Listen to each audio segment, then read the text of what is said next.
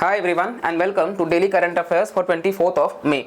So let's start the day with the first important topic and that is G7 grouping. Basically प्रधानमंत्री नरेंद्र मोदी जो है वो recently attend किए हैं एनुअल समिट G7 ग्रुपिंग का। इसको लेकर के हमने वर्ल्ड अफेयर्स सेक्शन में एक वीडियो भी बनाया है, आप जाकर के देखेंगे तो इवन जो क्वाड का समिट हुआ है उसे क्या इंपॉर्टेंट की टेकअवेज हैं वहाँ पे हमने डिस्कस किया है। डी-डॉलराइजेशन का कॉन्सेप्ट हमने देखा है। इसके साथ साथ आप देखोगे तो बेसिकली यूएस का जो अभी तक का बेसिकली जो डेट उनका है वो कितना ज़्यादा माउंट करता जा रहा है, उन सभी चीज़ों को हमने डिटेल में डिस्कस किया है। तो अगर आप वीडियो नहीं देखे हैं तो आप जाकर के वो वीडियो ज़रूर चेकआउट करिएगा, आपके इकोनॉमी के लिए काफ़ी हेल्पफुल होगा। सो लेट्स स्टार्ट G7 की बात वापस से। बेसिकली एक ग्रुप है एडवांस्ड डेमोक्रेसीज का जो मीट करते हैं ताकि कोऑर्डिनेट कर सके ग्लोबल इकोनॉमिक पॉलिसी को और बाकी जो ट्रांसनेशनल इशूज़ हैं उसको वो डिस्कस कर सके। ये एक इंटर गवर्नमेंटल पॉलिटिकल फोरम है जिसमें टोटल 7 कंट्रीज़ हैं। कई बार हमने चर्चा किया है जैसे कि Canada, France, Germany, Italy, Japan, UK और यूएसए। और इसके लिए हमने एक ट्रिक भी आपको कई बार बताया है, अब तो शायद आप लोग को याद भी हो गया होगा जो सिंसियरली वीडियोस फॉलो कर रहे हैं। तो बेसिकली ये जो है वो ट्रिक है GF से जापान, यूएस से यूके, इटली, कनाडा, जर्मनी और फ्रांस। आपको ध्यान रखना है IC से इंडिया और चाइना नहीं आते हैं, ठीक है। नेक्स्ट हम यहाँ पे बात करेंगे बेसिकली यूरोपियन यूनियन जो है वो भी पार्टिसिपेट किया है फुल्ली G7 में since 1981 as a non enumerated member. इसके अलावा ये रिप्रेजेंटेड है by president of the European council, जिसमें कई सारे आपको देखने को मिल जाएंगे EU के मेंबर स्टेट्स, और जो नॉन मेंबर कंट्रीज़ हैं वो कई बार इनवाइट किए जाते हैं पार्टिसिपेट करने के लिए G7 के मीटिंग्स में। जो प्रेसिडेंसी है वो भी रोटेट करती है एनुअली मेंबर स्टेट्स के द्वारा कि कौन हर साल प्रिसाइड करेगा। जैसे इस साल का आपने देखा होगा तो ये हिरोशिमा जापान में हुआ है। इसके अलावा करंट प्रेसिडेंसी हमने देखा जापान जो है वो निभा रहा है। मेंबरशिप क्राइटेरिया तो ऐसा कोई फॉर्मल क्राइटेरिया नहीं है मेंबरशिप के लिए, हालांकि जो भी पार्टिसिपेंट्स होंगे वो वेल्दी डेमोक्रेसीज होंगे, ये आपको ध्यान रखना है, लेकिन ऐसा कुछ मेंशन नहीं है बहुत ज़्यादा। G7 जो है वो एक फॉर्मल इंस्टीट्यूशन नहीं है और इसका जो चार्टर है और सेक्रेटेरिएट आपको देखने को मतलब ऐसा कुछ फिक्स्ड नहीं मिलेगा कि आपको मतलब इसका अलग से हेडक्वार्टर्स मिल जाएगा जैसे कि WHO और बाकी सारे संस्थानों का होता है। रशिया जो है वो फॉर्मली ज्वाइन किया था इस ग्रुप को 1998 से और वो तब G8 बन गया था। ये बाद में इसके मेंबरशिप को सस्पेंड कर दिया गया 2014 में। क्यों? क्योंकि रशिया जो है वो यूक्रेन के क्रीमिया को हथिया लेता है और इसकी वजह से रशिया को बाहर कर दिया जाता है। 1973-74 के आसपास G7 आता है, बाद में G8 बनता है, लेकिन वापस से G7 ही बन के रह जाता है। नेक्स्ट आप देखोगे तो पापुआ न्यू गिनिया है, काफ़ी ज़्यादा चर्चा में है ये मुल्क। इसके ऊपर भी हम एक डिटेल्ड वीडियो लेकर के आएंगे आपके लिए कि बेसिकली माननीय प्रधानमंत्री जो है G7 की मीटिंग में जब वो गए तो उसके बाद आप देखोगे तो ये जापान से फिर पापुआ न्यू गिनिया ही गए हैं और इसके बाद वो ऑस्ट्रेलिया भी जाएंगे। उनका समिट ऑलरेडी हो चुका है और पापुआ न्यू गिनिया ऑस्ट्रेलिया के पास में ही एक कंट्री है जहाँ पे USA और चाइना दोनों ही मिलिट्री बेसेस अपना अपना बनाना चाहते हैं और अपना अपना इन्फ्लुएंस दिखाना चाहते हैं। स्पेशली आप देखोगे तो छोटी सी क्योंकि कंट्री है, ये आपके सामने मैप में दिख रहा होगा पापुआ न्यू गिनिया। तो यहाँ पर बहुत ज़्यादा क्वाड का जो फोकस है वो इंडो पैसिफिक के रीजन में फ्रीडम ऑफ नेविगेशन का वो बात करते हैं रूल्स बेस्ड ऑर्डर में। तो उसी चीज़ के लिए यहाँ पे हम प्रधानमंत्री वहाँ पे गए हैं, तो चर्चा में ये कंट्री है। रिसेंटली प्राइम मिनिस्टर और अपने वीडियो में देखा भी होगा कि पापुआ न्यू गिनिया के जो प्रधानमंत्री है वो मोदी जी का पैर भी छूते हैं। तो बेसिकली वो भारत के संस्कृति को भी दिखाते हैं क्योंकि ऐसा इतिहास में अभी तक हुआ भी नहीं है। इसके अलावा पापुआ न्यू गिनिया के प्रधानमंत्री खुद आए थे मोदी जी को लेने के लिए और वो पैसिफिक आइलैंड नेशन का पार्ट है और ये सारे जो हैं आपको देखने को मिल जाएंगे। माइक्रोनेशिया, पॉलिनेशिया, मेलानेशिया और Australia tropic of Capricorn line आप देख ही रहे हो किस तरीके से, न्यूजीलैंड उसके नीचे है, यानी कि जो पापुआ न्यू गिनिया है वो मेलानेशियन आइलैंड का पार्ट है, ये आप ध्यान दीजिएगा। सोलोमन आइलैंड डिस्प्यूट भी रहता है, आप देख सकते हो यहाँ पे। तो मैप आप कभी भी देखें तो इस तरीके से ही आप देखें कि आपका बाकी भी चीज़ें समझ आती रहें। और इसलिए सवाल हो सकता है कि पापुआ न्यू गिनिया कौन से आइलैंड का पार्ट है, ये 3-4 आपको नाम में दे सकते हैं। तो मेलानेशिया आपको ध्यान रखना है। नेक्स्ट हम बात कर लेते हैं, तो ये बेसिकली सिचुएटेड है पैसिफिक रिंग ऑफ फायर पे। पैसिफिक रिंग ऑफ फायर क्यों? क्योंकि बेसिकली ये पॉइंट ऑफ कोलिजन माना जाता है अलग अलग टेक्टोनिक प्लेट्स का, इसीलिए कई बार कहा जाता है कि इस जोन में बहुत ज़्यादा अर्थक्वेक आपको देखने को मिल जाएंगे क्योंकि एक्टिव वोल्केनोज भी बहुत ज़्यादा है। फिर पापुआ न्यू गिनिया जो है वो पार्ट है ऑस्ट्रेलेशियन रियल्म का, जो इंक्लूड करता है ऑस्ट्रेलिया को, न्यूजीलैंड को, ईस्टर्न इंडोनेशिया को और कई सारे पैसिफिक आइलैंड के ग्रुप्स जैसे कि सोलोमन आइलैंड्स और वानातू, और इसको बीचेस और कोरल रीफ्स के लिए ही ये फेमस भी है। नेक्स्ट हम बात करेंगे तो ये मेगा डाइवर्स कंट्रीज में से एक है और हाईएस्ट पीक इसका है माउंट विलहेल्म। ये आप ध्यान रख सकते हैं कि माउंट विलहेल्म इसका जो है वो हाईएस्ट पीक है। और पपुआ न्यू गिनिया का जो लार्जेस्ट रिवर है वो न्यू गिनिया में है, जो इंक्लूड करता है कई सारे नाम आप देख सकते हो। और इतने सारे लैंग्वेजेस हैं, ये सब आपको याद रखने की ज़रूरत नहीं है। नेक्स्ट हम बात कर लेते हैं स्टार्स प्रोग्राम का। तो रिसेंटली मिनिस्ट्री ऑफ एजुकेशन और वर्ल्ड बैंक जो है ऑर्गेनाइज किए हैं one of its kind workshop on school to work transition under the stars program. Ministry of education और वर्ल्ड बैंक मिलकर के one of its kind workshop on school to work transition, school से work में transition under the stars programme.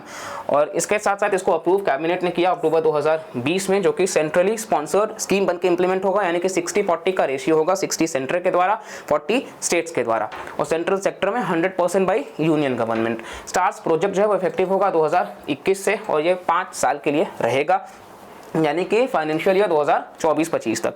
इसके अलावा ये programme को fund जो है वो वर्ल्ड बैंक कर रहा है। डायरेक्ट सवाल बन सकता है कि स्टार्स प्रोग्राम को फंड कौन कर रहा है। आपको 4 ऑप्शंस दे देंगे, Asian development banks, new development bank, world bank, IMF। तो आपको ध्यान रखना है कि इसको वर्ल्ड बैंक जो है वो फंड कर रहा है। इंप्रूव करने के लिए है, ओवरऑल मॉनिटरिंग और मेजर करने के लिए एक्टिविटीज़ जो भारत के स्कूल एजुकेशन सिस्टम से जुड़े हुए हैं। इसके साथ साथ बेनिफिशियरीज में आप देखोगे तो लगभग 250 मिलियन स्टूडेंट्स है, जिनका जो एज ग्रुप है वो 6 से 17 साल के बीच में है। ये एज ग्रुप भी आप ध्यान रख सकते हैं, बहुत इंपॉर्टेंट तो नहीं है लेकिन ट्विस्ट किया जा सकता है।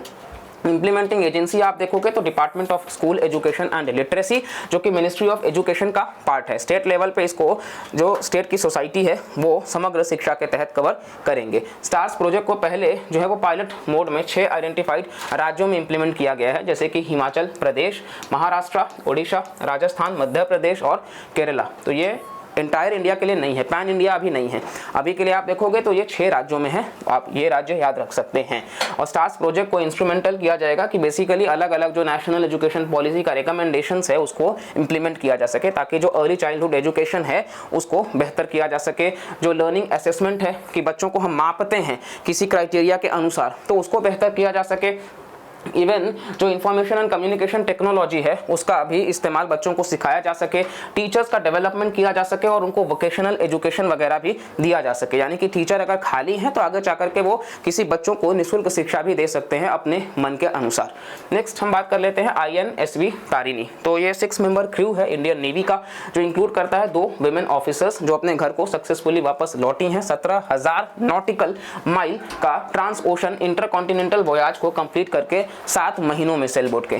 एक नॉटिकल माइल जो है वो 1.8 किलोमीटर के आसपास है, तो आप मतलब कैलकुलेट कर सकते हैं। INSV तारिणी जो है वो सेकंड सेल बोट है इंडियन नेवी का और ये कंस्ट्रक्ट किया गया है गोवा में, तो ये आप ध्यान रख सकते हैं। और तारिणी का नाम ही इसीलिए रखा गया है, तारा तारिणी मंदिर है जो कि काफ़ी फेमस है। आदिशक्ति का मतलब रूप है वो, हिंदू श्राइन बेसिकली कुमारी हिल्स पे, और ये आपको रिवर जो है ऋषि कुलिया जो कि ओडिशा डिस्ट्रिक्ट में, उन्हीं के नाम पे ये है। तो आपको ध्यान रखना पड़ेगा, ये काफ़ी इंपॉर्टेंट है कि INSV तारिणी, ये तारिणी नाम क्यों पड़ा है, तो ये आप ध्यान रखना कि तारा तारिणी मंदिर है जो कि हिंदू श्राइन को डेडिकेटेड है आदिशक्ति के रूप में। कुमारी हिल्स, और ये कुमारी हिल्स आपको कहाँ मिलेगा, तो बेसिकली ऋषि कुलिया रिवर के पास में, जो कि ओडिशा राज्य में लोकेटेड है। तो ऋषि कुलिया रिवर और कुमारी हिल्स और ओडिशा, ये आप याद रखिएगा। नेक्स्ट हम बात कर लेते हैं, तो इसमें कैप्टन दिलीप डोंडे थी जो फर्स्ट इंडियन जिन्होंने सर्कम नेविगेट किया था ग्लोब को 2009-10 में। तो ये 1 लाइनर एग्जाम्स के लिए आप याद रख सकते हो कैप्टन दिलीप डोंडे का नाम। और इसके अलावा ये सर्कम नेविगेट करते हैं ग्लोब को जितनी भी महिलाएं ऑफिसर्स हैं वो बेसिकली, जिनको टाइटल दिया गया है नाविक सागर परिक्रमा, जो 2017 से ही चालू है। साथ साथ आप देखोगे तो बेसिकली नेक्स्ट टॉपिक हमारा जो है वो है नेशनल कमीशन फॉर माइनॉरिटीज़।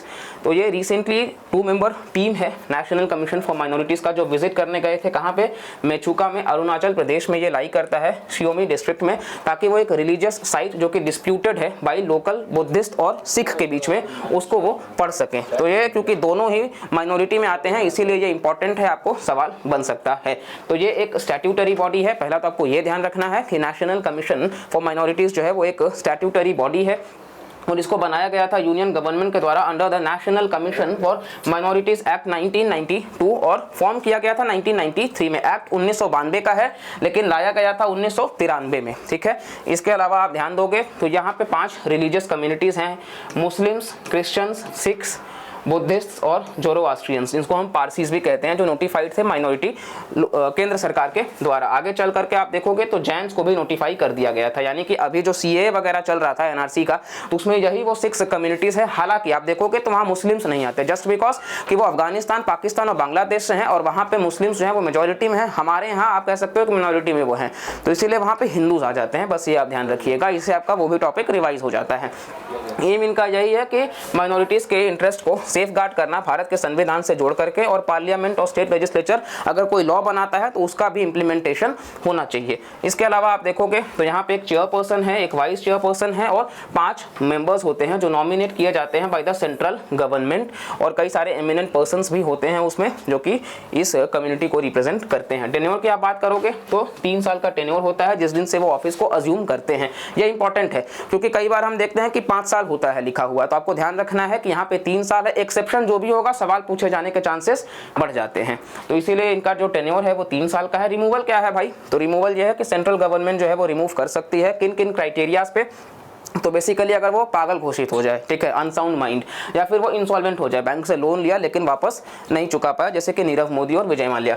इसके अलावा इनकैपेबल, कि अगर वो सक्षम ही ना हो, और अगर वो एब्सेंट हो जाए या फिर अपने पोजीशन से वो अब्यूज हो जाए, तो ये कुछ कारण है। और रीअपॉइंटमेंट जो है वो अलाउड है, ये आप ध्यान रखिएगा कि रीअपॉइंटमेंट हो सकता है। इसके साथ साथ फंक्शंस क्या है, तो एडवोकेट करना, इंप्लीमेंटेशन ऑफ, ताकि जो सेफगार्ड्स है माइनॉरिटीज का उनको ध्यान में रखा जा सके, और जो भी कंप्लेंट्स वगैरह आते हैं उसको भी निवारण किया जा सके, और जो भी भेदभाव उनके खिलाफ होता है उसको भी हटाया जा सके, और उनके इश्यूज को समझा जा सके, और कई सारे क्राइटेरियाज को कवर किया जा सके। और इसके अलावा पीरियोडिकल रिपोर्ट्स भी सबमिट किया जाना चाहिए कि माइनॉरिटीज का किस तरीके से ख्याल रखा जा रहा है, और अगर कोई मैटर होगा तो सेंट्रल गवर्नमेंट जो है वो रेफर करेगी कमीशन को, ये आप ध्यान रखिएगा। इसके अलावा ये डिमांड कर सकते हैं डिस्कवरी वगैरह, एविडेंस की बात कर सकते हैं, पब्लिक रिकॉर्ड्स वगैरह, और ऑर्डर्स को इशू करने की बात।